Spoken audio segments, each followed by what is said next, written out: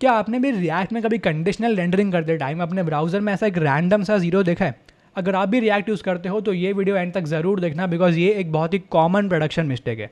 तो देखो, मैंने यहाँ पे एक सिंपल सा रिएक्ट कोड लिखा है। आइटम्स नाम की एक स्टेट है जिसकी वैल्यू एक एम्प्टी एरे है, और मैं यहाँ पे नीचे आइटम्स को कंडीशनली रेंडर कर रहा हूँ। तो अगर तो आइटम्स डॉट लेंथ जो है वो जीरो के अलावा कुछ एक वैल्यू है, लाइक एक ट्रूथ ही वैल्यू है, जैसे 1 हो गया, 5, 10 वट एवर, तो इन दैट केस मैंने एक सिंपल सा एक कंपोनेंट कॉल किया। ये मेरा कस्टम कंपोनेंट है, ये कुछ भी नहीं करता है, इसको मैं एरे पास करता हूँ और ये सिंपली अनऑर्डर्ड लिस्ट में उसको रेंडर कर देता है मैप का इस्तेमाल करके।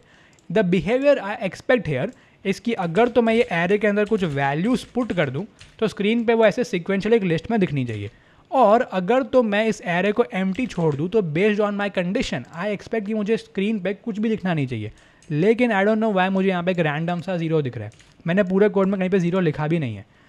ये समझने के लिए हमको समझना पड़ेगा कि जावास्क्रिप्ट का एंड ऑपरेटर वर्क कैसे करता है।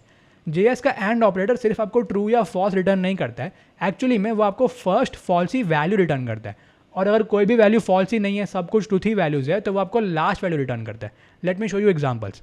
अगर आपने true and string of hello ऐसा एक कंपैरिजन बनाया तो यहाँ पे सारी वैल्यूज ट्रूथ ही है, तो इन दैट केस आपको लास्ट ट्रूथ ही वैल्यू जो है ना वो रिटर्न करता है। You can check it out, आप इसको console.log करके देख सकते हो। और अगर आपके इक्वेशन में समझो एक पहली वाली वैल्यू ही फॉल्स ही है, जैसे फॉर एग्जांपल 0, तो जेएस आगे का वैल्यूज को चेक ही नहीं करता है, वो सिंपली आपको पहली फॉल्स ही वैल्यू रिटर्न कर देता है, बिकॉज एंड ऑपरेटर में एक वैल्यू फॉल्स हो गई तो आगे देखने का मीनिंग ही नहीं है।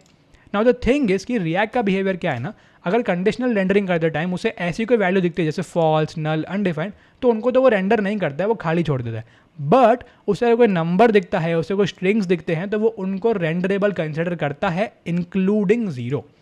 दैट इज़ वाई हमारे इस इक्वेशन में आइटम्स डॉट लेंथ अगर जीरो है तो जावास्क्रिप्ट का बिहेवियर है कि वो यहाँ पे जीरो रिटर्न कर रहा है, and React considers zero as a renderable entity. That is why आपको स्क्रीन पे यहाँ पे जीरो दिख रहा है।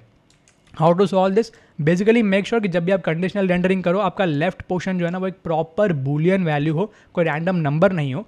उसके लिए बहुत तरीके हैं, but what I can do here is मैं ग्रेटर देन जीरो ऐसा लिख सकता हूँ।